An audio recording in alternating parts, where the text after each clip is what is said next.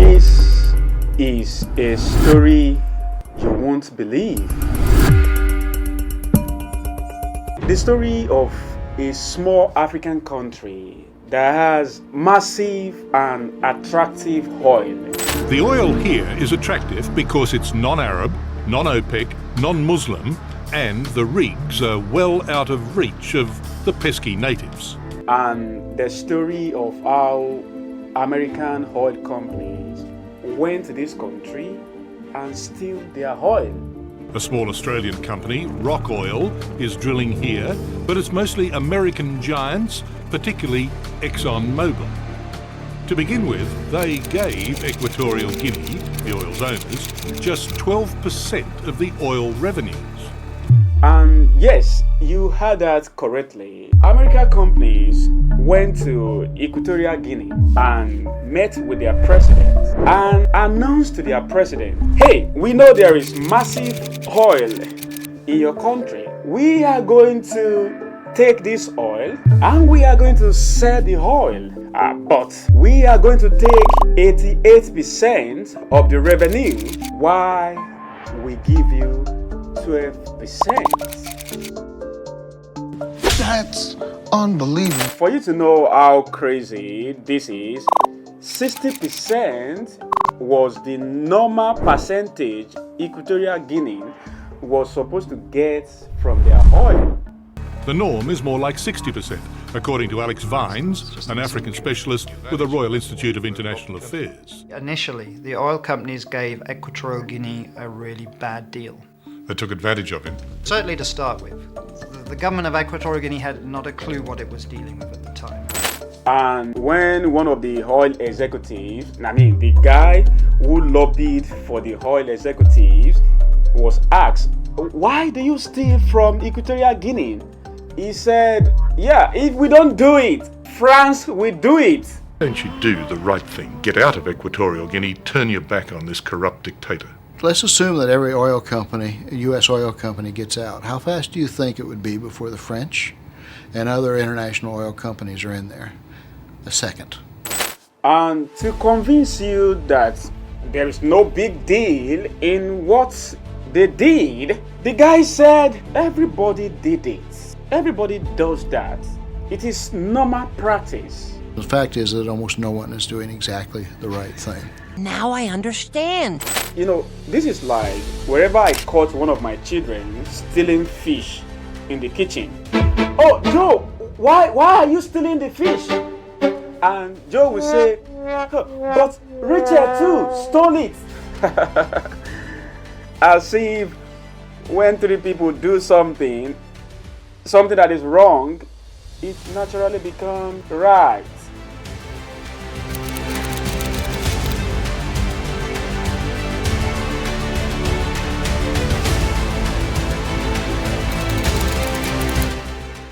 Up until July 1979, this guy was the president of Equatorial Guinea.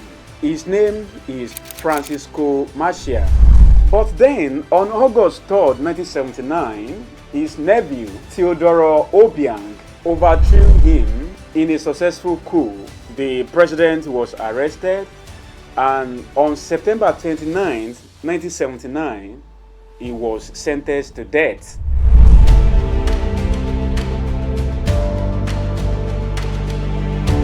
After killing his uncle, Obiang, which is the name I will prefer to call him henceforth because that his first name, is giving my teeth trouble. He announced to his people that he wanted to start a new beginning in the country, and his people seems to love him.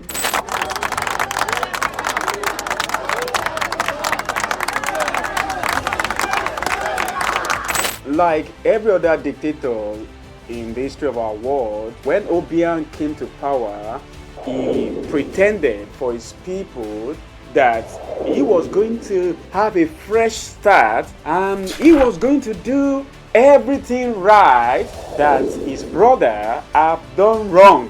For example, he gave amnesty to the political prisoners of his country. He stopped the previous regime of forced labor.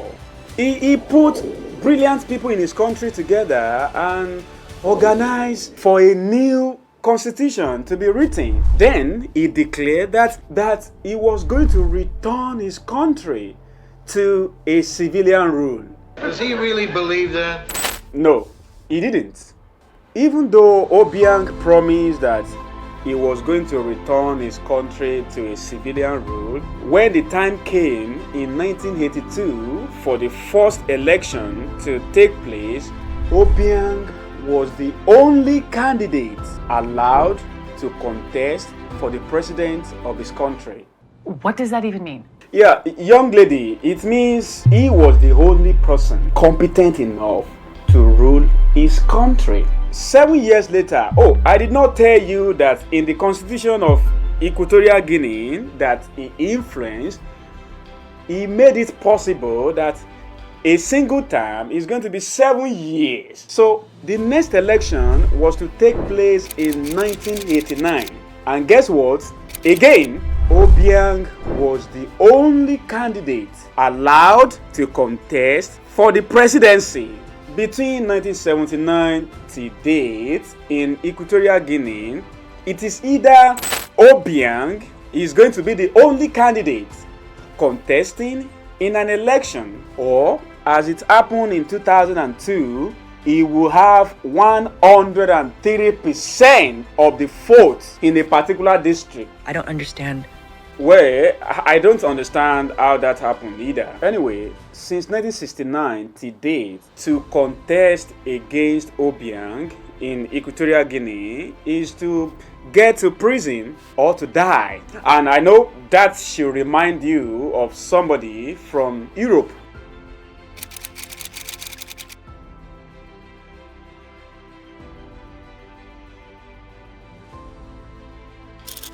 In 1996, massive reserve of oil was discovered in Equatorial Guinea. The oil reserve in this country is so much that everybody in that country should become millionaire because of the oil. For example, as at 2016, Equatorial Guinea was having 1.1 billion barrels of oil reserve, making the country the 39th biggest oil producer in the entire world. What even makes this story a sad one is that Equatorial Guinea is a very small country. I mean, as at 2021, the entire country was 1.6 million. That is like a single city in Nigeria or a village in India.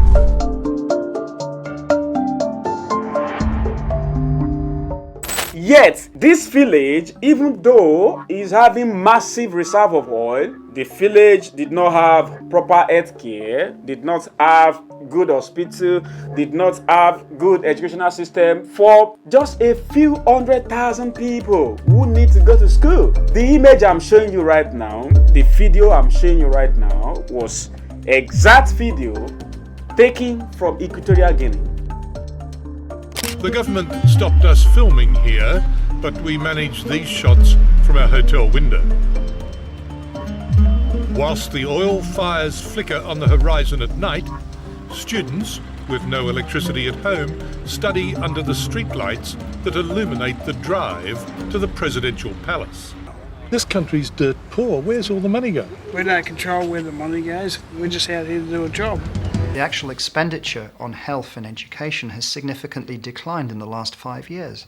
And think of it, the last 5 years are when the oil wealth has really been kicking in. So although the country's getting richer, actually the people are getting poorer.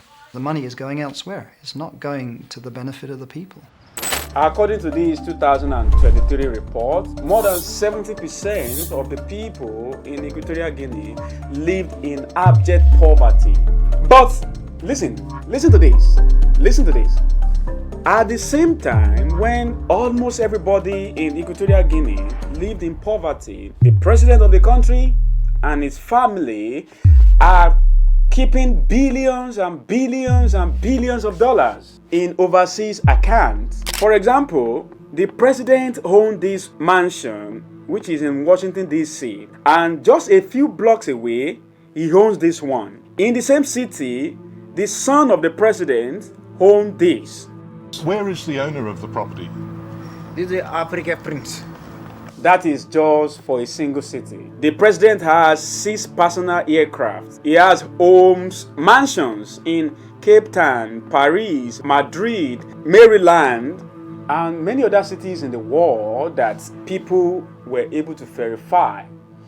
I mean, in this bank alone, in this United States bank alone, the family of the president operates more than 60 bank accounts. Each of these bank accounts is loaded with hundreds and hundreds of millions of dollars.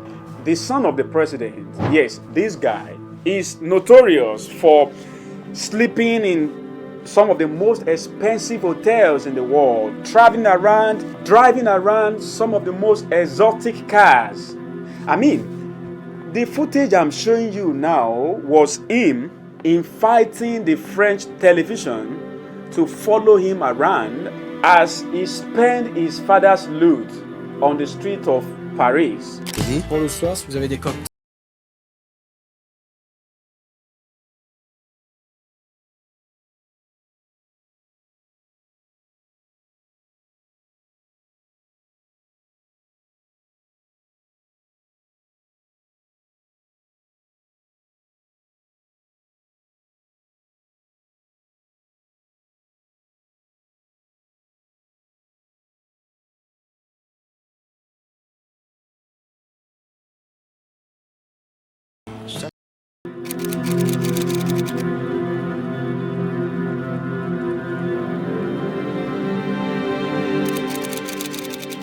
The story of Equatorial Guinea is a common theme among African countries. You have a rich country, which is, by the way, many countries in Africa. This country is having a whole lot of resources that is enough for everybody in that country. But who is benefiting from those resources? The West and the corrupt African leaders. And don't think I am making videos like this just to tell you stories that will get you angry and make you to hate America. The reason why I tell stories like these in this channel is for us to ask ourselves, what is the way out? And maybe you have a better idea than I do, so that we can start a conversation around what should we do as Africans.